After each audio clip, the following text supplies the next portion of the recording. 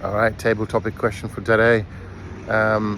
What's which one is more preferred? Joyful simpleton, or a worried genius? That's an interesting two scenarios that have been painted here. And I think if I was to make both the comparisons, I would say I would probably go for the joyful simpleton. That's my initial take on it, right? That's just based on my own, personal experiences in life. I think as a worried genius means that you're anxious about where you are. You may well be a genius, but it's a standard that has been set. Maybe you've raised the bar too far for yourself, and you've probably become almost too clever for your own liking, almost too much of a genius, too much of an expert for your own liking. And you feel that you need to meet these expectations every time you might come on stage, and there's an expectation. You've got to deliver, you've got to perform, right, at your absolute best, because you're that genius, right? Or you're that teacher, that lecturer, that you've got to go out there and you've got to perform. Again, you've got to have that enlightening message that you've got to convey to your students. When you're out there, you've got to perform at your absolute best, and that bar that's been raised, you've got to meet that expectation each and every time. And there's that concern at the back of your mind, and that's always going to be playing at the back of your mind.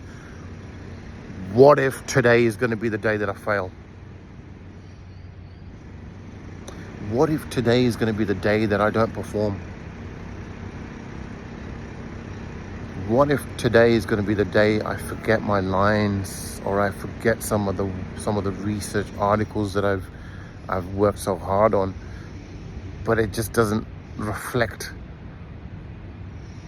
when I'm trying to convey the message across to people? Will today be that day? Just imagine every day, every time you're going out there to perform, at the back of your mind, there's that voice that's talking to you.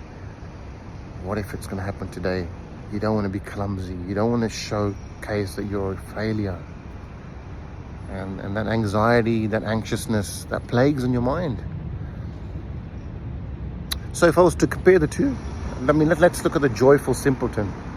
It's enjoying the simpleness of life, living a simple but happy life, right? You're happy doing what you're doing, and you're keeping it very simple. You're not overcomplicating. You're not making it convoluted. You're keeping it nice and simple. There's no expectation as such. The only expectation is what you've set yourself, right? That anxiousness isn't there. That worry isn't there, because you're calm, you're cool, you're collected.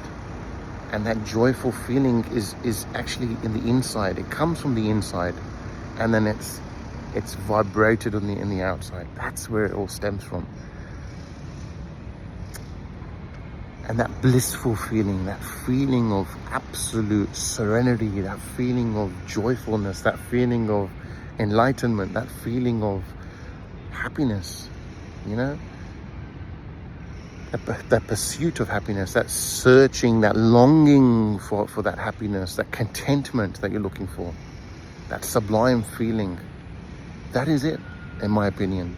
So if I was to compare the two,